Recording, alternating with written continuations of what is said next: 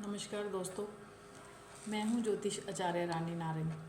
आप सबका मेरे यूट्यूब चैनल एस्ट्रो रानी नारंग पे हार्दिक स्वागत है। आज हम बात करने जा रहे हैं दोस्तों कि नव संवत्सर नवरात्रि की शुरुआत कब हो रही है, इसको किस प्रकार से मनाना चाहिए या फिर इसकी जो कलश स्थापना का मुहूर्त क्या है, इस बारे में बात करेंगे। मैं अपना वीडियो शुरू करने से पहले आप सबसे हमेशा की तरह निवेदन करती हूँ कि आप मेरे यूट्यूब चैनल को लाइक कीजिए, सब्सक्राइब कीजिए और मेरे द्वारा दी हुई जानकारियाँ और दोस्तों के साथ शेयर कीजिए। दोस्तों, हिंदू नव वर्ष 2079 की जो शुरुआत है वो शनिवार 2 अप्रैल के दिन होने जा रही है। तो मैं आप सबको पहले इस हिंदू नव वर्ष की, इस विक्रम संवत्सर की आप सबको बहुत बहुत हार्दिक शुभकामनाएं देती हूँ। उम्मीद करती हूँ, भगवान से प्रार्थना करती हूँ कि ये नया साल आपके लिए शुभकारी, मंगलकारी और कल्याणकारी हो। आप सबकी सब इच्छाएं पूर्ण हो जो आप अपने लिए चाहते हो। तो इन्हीं मंगल कामनाओं के साथ मैं आपको वीडियो के अंदर बताने जा रही हूँ कि नव वर्ष की हमारे हिंदू शास्त्रों के अंदर क्या महत्वता है, क्यों मनाया जाता है ये नया साल। चैत्र मास के अंदर शुक्ल पक्ष की जब प्रतिपदा आती है तो उस दिन नवरात्रे की शुरुआत होती है। जब नवरात्रे की शुरुआत होती है तो उसी दिन से ही संवत्सर की शुरुआत होती है। इस साल ये संवत्सर 2 अप्रैल 2022 को शनिवार के दिन मनाया जा रहा है। इसकी शुरुआत होने जा रही है। तो ये 2079 जो है, इस आप सबके लिए अच्छा हो, क्योंकि इस दिन नवरात्रे भी हैं। तो नवरात्रे के दिन हम माँ की पूजा करते हैं, आराधना करते हैं। माँ अलग अलग वाहनों के ऊपर सवार होकर के इस पृथ्वी लोक पे आते हैं। वैसे तो हम सब जानते हैं कि माँ को हमने शेर की सवारी करते हुए देखा। माँ दुर्गा की सवारी जो शेर हैं, उनका वाहन शेर है। लेकिन जब जब वो पृथ्वी लोक पे आते हैं नवरात्रों के दिन पे, तो वो अलग अलग वाहनों के ऊपर आते हैं। तो उनके अलग अलग वाहनों के ऊपर आने का संकेत है इस पृथ्वी लोक के जुड़ी हुई घटनाओं के साथ। इन शुभ संकेत होते हैं, कुछ अशुभ संकेत होते हैं। इसी प्रकार जब जिस दिन से वो माँ का जो आवाहन होता है, जिस दिन से माँ का इस पृथ्वी लोक के प्रस्थान करते हैं, तो उस तरह से जैसे एतवार और सोमवार को अगर माँ का वाहन माँ आते हैं, जब नवरात्रि की शुरुआत होती है तो उस दिन जैसे हाथी की सवारी करके आते हैं। अगर बुधवार को आते हैं तो उनका अलग वाहन होता है। वीरवार और शुक्रवार को आते हैं तो उनका वाहन डोली होता है। इस प्रकार कभी हाथी के ऊपर सवार होकर के, कभी शेर, कभी वो नाव में बैठ कर के आते हैं, कभी डोली पे सवार होकर के आते हैं। और मंगल और शनिवार को जब जब माँ इस पृथ्वी लोक पे आते हैं, जब नवरात्रि की शुरुआत होती है, तो वो माँ का वाहन है जो वो घोड़ा रहता है। तो घोड़े पे सवार होकर के आने का से भाव है कि घोड़ा युद्ध का प्रतीक है। तो कहीं ना कहीं युद्ध जैसे हालात इस पृथ्वी लोक के ऊपर बना, इस वर्ल्ड के ऊपर जो युद्ध जैसे हालात पैदा होना, ऐसा आप सब जानते हो कि रूस और यूक्रेन के बीच युद्ध के हालात, जो युद्ध भयंकर स्थिति के अंदर चल रहा है, तो उससे आसपास के जो देश हैं वो प्रभावित हो रहे हैं। इसी प्रकार पूरे वर्ल्ड के अंदर भी इस युद्ध का प्रभाव है और इसी प्रकार का प्रभाव है जो आगे आने वाले टाइम के अंदर देखने को मिल सकते हैं। शनिवार से शुरुआत होने से जो संवत्सर के जो राजा हैं वो शनिदेव रहेंगे।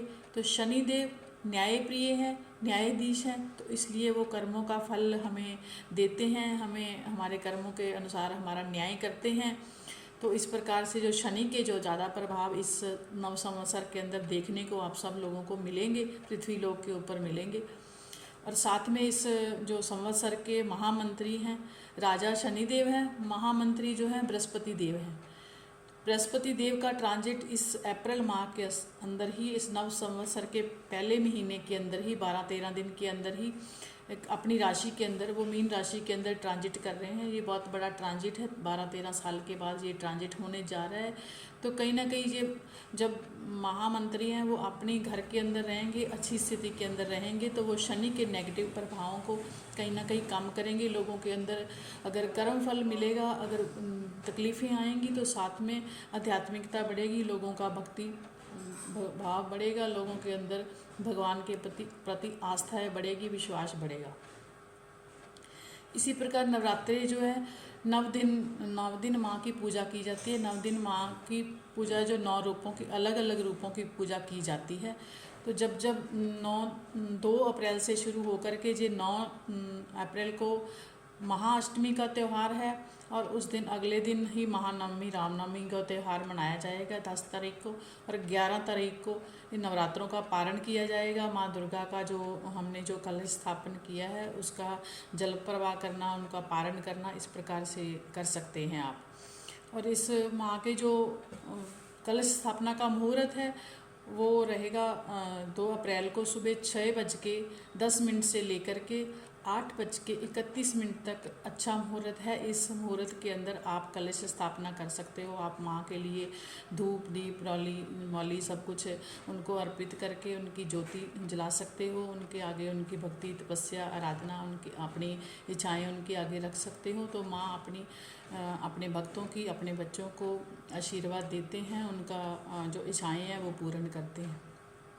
इसी प्रकार अगर आप किसी कारणवश देरी कर रहे हो या देरी हो रही है तो दोपहर को 12 बजे से लेकर के 12:50 तक भी आप कलश का स्थापन कर सकते हो।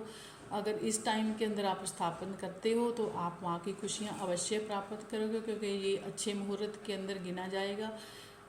और जो हमारा जो नव संवत्सर है इनसे ही पंचांग की शुरुआत होती है, इनसे ही तिथिकरण वार का जो ज्योतिषीय गणना का आधार है इसी दिन से ही शुरू होता है। वैसे तो नया साल जो है अंग्रेजी नया साल जो है वो 1 जनवरी से मनाया जाता है पूरे वर्ल्ड के अंदर, लेकिन जो हमारी हिंदू सनातन पद्धति है, जहाँ हिंदू सनातन संस्कृति है हमारी, उसके अंदर नया साल चैत्र मास से ही मनाने की जो परंपरा शुरू से चली आ रही है। क्योंकि कहते हैं कि इस दिन हमारी जो सृष्टि की उत्पत्ति हुई थी, भगवान श्री ब्रह्मा जी ने इस जो ज्योतिष की गणना ज्योतिष का आधार बताया था, और साथ ही जो हम तिथियां मुहूर्त वार ये सब निकलते हैं, जब कोई दिन वार हमारे त्यौहार आते हैं तो इसी गणना के आधार पर ही आते हैं। तो इसलिए इस संवत्सर का, इस नए वर्ष का हमारे जीवन के अंदर, हमारी हिंदू संस्कृति के अंदर बहुत बड़ा महत्व है। इस जो नव संवत्सर को विक्रमी संवत्सर, गुड्डी पड़वा या फिर और भारत के अलग अलग स्टेट्स हैं उनके अंदर इनको अलग अलग नाम से जाना जाता है। लेकिन भारत के अंदर या पंजाब की मैं अगर बात करूं तो इसको वैसाखी के त्यौहार से भी जाना जाता है, न्यू संवत्सर से भी जाना जाता है। तो ये सब हमारी संस्कृति के अंदर इनका बहुत बड़ा स्थान है।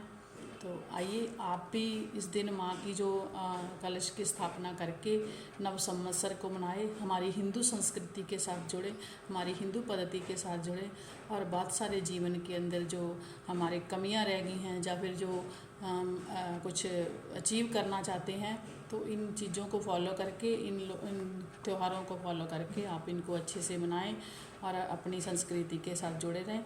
क्योंकि जड़ों के साथ जो वृक्ष जुड़ा रहता है वो हमेशा आगे बढ़ता है, वो बहुत ऊंचाई को पाता है। लेकिन जब हम जड़ों से कट जाते हैं तो कहीं ना कहीं हमारे जीवन के अंदर परेशानियां आती हैं। तो आइए हम अपनी जड़ों के साथ जुड़े और हिंदू नव वर्ष को आप 1 जनवरी की तरह ही मनाएं, उसी प्रकार ही हम अपने जीवन के अंदर खुशियाँ लाएं। तो मैं इन्हीं बातों के साथ अपनी वाणी को यहीं पे विराम देती हूँ और एक बार फिर से आपके लिए इस नव वर्ष के लिए मंगल कामनाएं करती हूँ। धन्यवाद दोस्तों।